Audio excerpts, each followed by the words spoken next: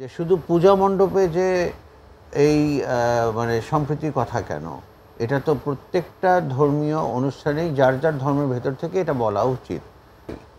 ওই যারা স্বার্থ উদ্ধার করতে চায় তারা কিন্তু ইচ্ছাকৃতভাবে তারা নানান রকম দুর্ঘটনা ঘটায়। এবার নিঃসন্দেহে গত কয়েক বছরের ভিতরে সবচেয়ে ভালো, সুন্দর এবং শান্তিপূর্ণ এই দুর্গাপূজা পালিত হয়েছে।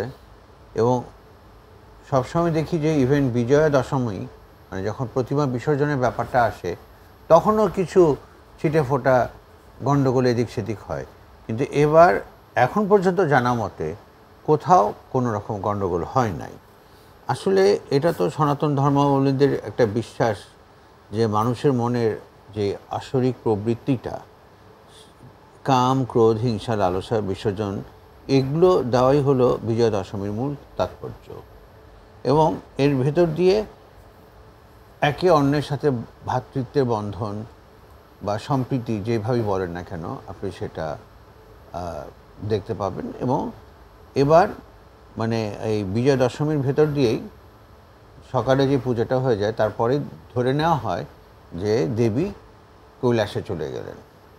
কিন্তু এখানে একটা মজার ব্যাপার আছে, সেটা হলো যে এই কৈলাসে যাওয়ার এটা কিন্তু কখনো উনি গজে আসেন, কখনো ঘোড়ায় আসেন, নৌকায় আসেন, কিন্তু এবার উনি ফিরে গেছেন, যেটা পুরোহিতরা বলেছেন যে উনি ফিরে গেছেন দোলায় চড়ে।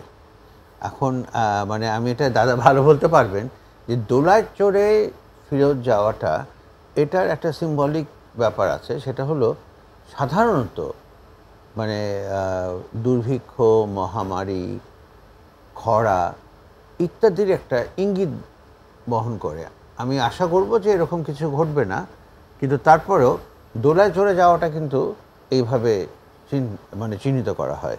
আর দেখেন যে সম্প্রীতির কথা, যে বাংলাদেশে যেখানে 90% মুসলমান, সেখানে 33,355টি মানে মতান্তরে এটা 350টি মানে 500 আর কি, প্রায় 3,500 পূজা মণ্ডপ হয়েছে। শুধু ঢাকাতেই হচ্ছে 269টা। আমার অনেকবার সুযোগ হয়েছে পূজার সময় ভারতে থাকার।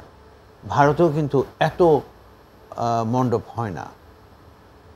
এবং এখানে বিভিন্ন জায়গায় সারা দেশ জুড়ে যেই মণ্ডপের মানে বিস্তৃতি, সেটা কিন্তু ভারতেও পাবেন না। তো সম্প্রীতির দিক থেকে কোনো অসুবিধা নেই। আর আমি মনে করি যে আসলে আমাদের ওই জিনিসটা মানা উচিত যে ধর্ম যার যার, কিন্তু উৎসব সবার।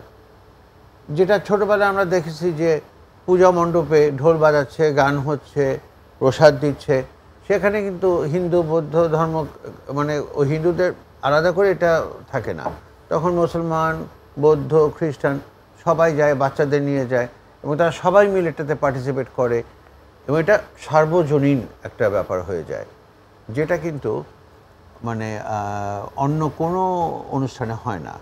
আর দাদা খুব রাইটলি বলেছেন যে শুধু পূজা মণ্ডপে যে এই মানে সম্প্রীতির কথা কেন, এটা তো প্রত্যেকটা ধর্মীয় অনুষ্ঠানেই যার যার ধর্মের ভেতর থেকে এটা বলা উচিত যে আমাদের ভেতরে একটা ধর্মীয় সম্প্রীতি থাকতে হবে, সাম্প্রদায়িকতা থাকলে চলবে না, আমাদেরকে ধর্মীয় সম্প্রীতি থাকতে হবে, এবং সবাই সবার জন্য এগিয়ে আসবে, এই জিনিসটা থাকতে হবে। এবং এটা থাকলে পরে তখন কিন্তু এটা পরিবর্তন হবে। আর আরেকটা ব্যাপার বলি, এই যে দাদা বললেন যে 27টা জায়গা ঘটনা ঘটেছে 11টা জেলায়, সব ঠিক আছে, কিন্তু এগুলোর পিছনে কতটা ধর্মীয় ব্যাপার কাজ করে আর কতটা রাজনৈতিক ব্যাপার কাজ করে, এ ব্যাপারে আমার কিছু সংশয় আছে।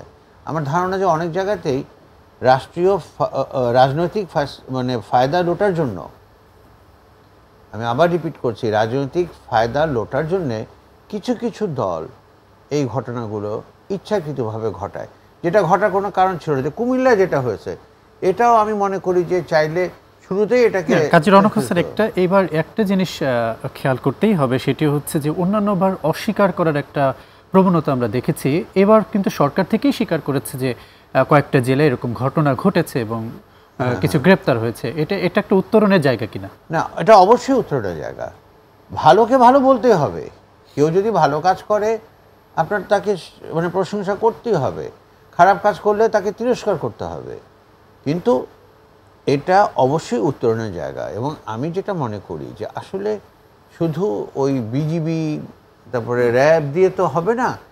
সবাই মিলে যখন আসবে তো তখন দুটা তিনটা লোক এসে তো কিছু করতে পারবে না। যদি আমরা সবাই নিজেদের ভিতরে একটা আন্তরিকতা থাকে, মানে সম্প্রীতির বন্ধনটা থাকে, তখন কিন্তু বাইরের থেকে আসলে পরে কেউ কিছু করতে পারবে না। এই জিনিসটাকে প্রসার করতে হবে এবং এটাকে আরও বেশি বেশি করে বলতে হবে যে আমাদের ভেতরে সম্প্রীতিটা থাকতে হবে। সম্প্রীতি যদি না থাকে তাহলে কিন্তু হবে না। এটা খুবই জরুরি। একটা বিষয় জানার যে 24-এর 5 আগস্টের পরে নতুন একটি বাংলাদেশ হলো, বাংলাদেশ নির্মিত হলো, সেখানে আপনি কি মনে করেন যে সেখানে ধর্মীয় বৈষম্য কতটা কমেছে, সম্প্রীতি এবং পরিবর্তনের রাজনীতিতে কতটা পরিবর্তন হয়েছে? দেখেন, আমি এই জিনিসটাকে এভাবে বলতে চাই, ধর্মীয় কতটুকু কমেছে সেটার চাইতে বড় কথা, দেখেন এই যে 1.5 বছর প্রায় হয়ে গেল এই সরকারের, এই আমলে কিন্তু একটি ক্রস ফায়ারের কোনো ঘটনা ঘটে নাই, ঠিক আছে? একইভাবে এই যে ধর্মীয় সম্প্রীতিটা সেটাও অত্যন্ত ভালোভাবে আছে। কেন আছে? সবসময় কিন্তু যে সরকার বেশ কিছু ঘটনাও কিন্তু আমরা জানি যে শ্রমিককে গুলি করার ঘটনাও জানি আমরা। পাহাড়ে সম্প্রতি ঘটনা, কয়েকদিন আগে একটা ঘটনা ঘটে গেল, এই ঘটনাগুলো তো আমরা জানি। এই ঘটনাগুলো তো আমরা মব সন্ত্রাসের কথা আমরা মব সন্ত্রাস হচ্ছে। এখানে সবচেয়ে বড় কথা হলো কি যে আপনার এই সরকার তো কোনোটা অস্বীকার করে না। মব সন্ত্রাস হয় নাই তা তো বলে নাই, খাগড়াছড়িতে কোনো কিছু হয় নাই তা বলে নাই, কিন্তু বলেছে যে খাগড়াছড়িতে এটার পেছনে, এই ঘটনার পেছনে উস্কানিদাতা আছে। এবং অনেক জায়গায় ওই যারা স্বার্থ উদ্ধার করতে চায় তারা কিন্তু ইচ্ছাকৃতভাবে তারা নানান রকম দুর্ঘটনা ঘটায়।